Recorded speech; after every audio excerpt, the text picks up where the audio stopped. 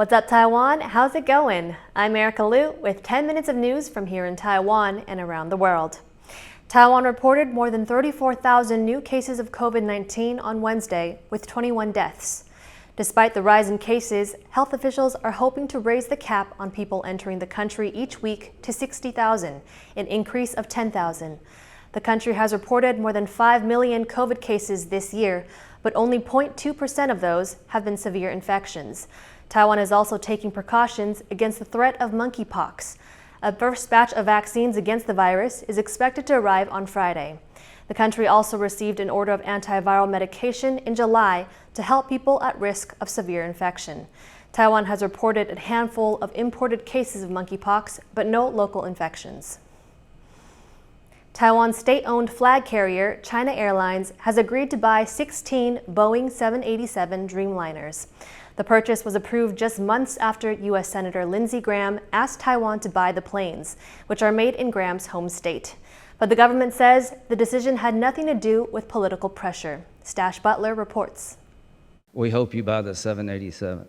U.S. Senator Lindsey Graham's words to Taiwan when he visited in April. Fast forward 4 months, and Taiwan's state-owned airline says it will spend more than $2 billion to buy 16 of the Boeing planes.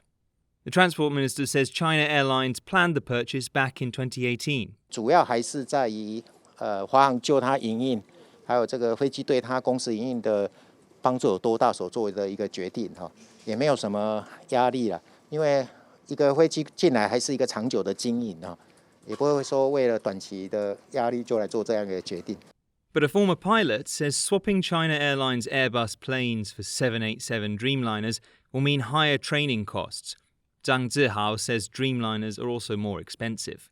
可是没想到最后还是采购了787。我相信这个它的这个成本上的一个耗损哈，还有燃油，因为毕竟还是空巴，相对来讲它的燃油省油性是比较强的，所以这样子的一个结果，其实让我们航空界来讲是蛮意外的。 China Airlines is defending the decision. It says it carried out a full analysis of the design and operational benefits. Deliveries for the wide-body Dreamliner will start in 2025. Whatever the reason for the sale, it's a boon for Boeing after years of financial troubles, and a win for producers in Lindsey Graham's South Carolina seat. Damon Lin and Stash Butler for TaiwanPlus. Taiwan plans to attract 400,000 foreign workers over the next 10 years. According to Gong Mingxing, the head of Taiwan's National Development Council, new arrivals would fill the gap left by Taiwan's aging population and declining birth rate. But is Taiwan ready to bring that foreign talent in? James Chater takes a look at Taiwan's efforts and obstacles to internationalization. French national Johan is packing up his life in Taipei. He arrived here last year on a gold card, a visa launched by Taiwan in 2018 to attract highly skilled foreign professionals.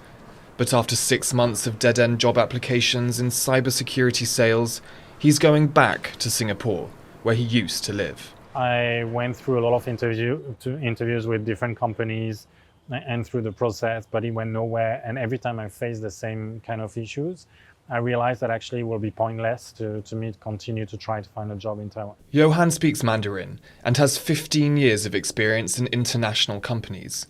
But despite his gold card giving him the right to work in Taiwan, he said businesses here were still reluctant to take him on. Where it's lacking, it's the difference between bringing the foreigners, giving them the visa, the working permit, but the companies are actually not really looking at hiring them. Internationalizing Taiwan is a key policy of Taiwan's ruling Democratic Progressive Party, or DPP. To achieve that aim, they want to make Taiwan bilingual in Mandarin and English by 2030, and launch programs like the Gold Card. It's a policy with particular significance for the country. Taiwan's population is aging rapidly, and it's often isolated from the international stage at China's behest. Beijing claims Taiwan as part of its sovereign territory and opposes recognition of Taiwan by other countries. Integrating Taiwan with the world is critical for the government here, but foreigners in Taiwan and those trying to get here say reticence to change and trudging bureaucracies are thwarting Taiwan's internationalization.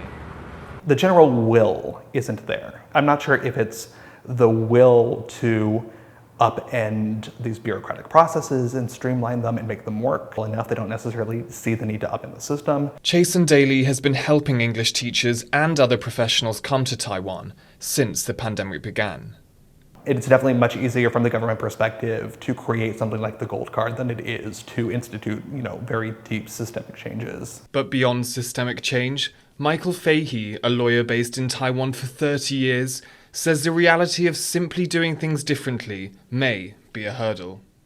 When businesses and individuals and schools and other institutions actually have to implement internationalization, I think that shock and resistance that people sometimes have is the biggest obstacle. While those barriers remain, some professionals feel other countries in the region are a better place to develop their career. Taiwanese companies have been very local for years, so there needs to be a change of mindset, there needs to be a change of a culture that needs to happen, and which doesn't happen overnight, right? But until it does, some people may not come to Taiwan to work in the first place, and those already here, like Johan, may bring their time in Taiwan to an early end.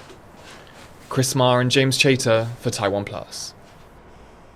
For the government's response to our report, we spoke to Ling Zhimei from Taiwan's National Development Council.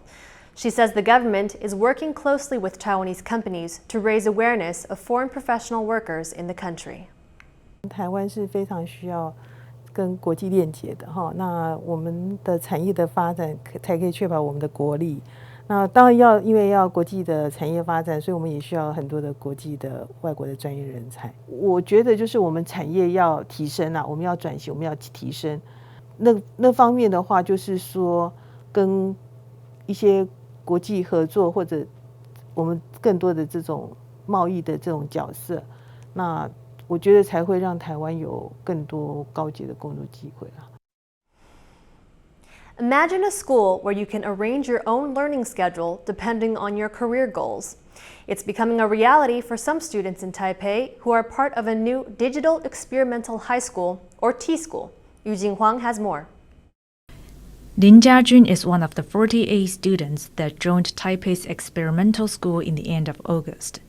It's just his second class, but Lin is already sharing his ideas about the changing public transportation system. He says it's an observation he made with the freedom he now has outside of a traditional classroom.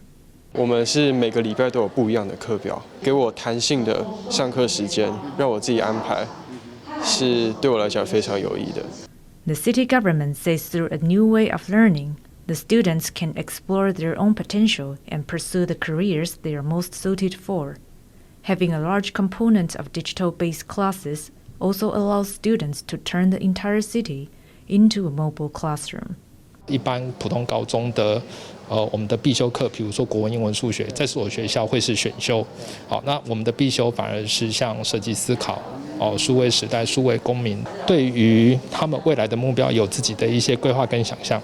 所以这个学校的学生还可以提出个别需求课程。For students at the T-School, the freedom to work out class schedules with their teachers is a valuable experience that they wouldn't get in the traditional school system. 很少学校会有女足这个东西，就是这所学校虽然也没有，但是能够找到的管道比较多。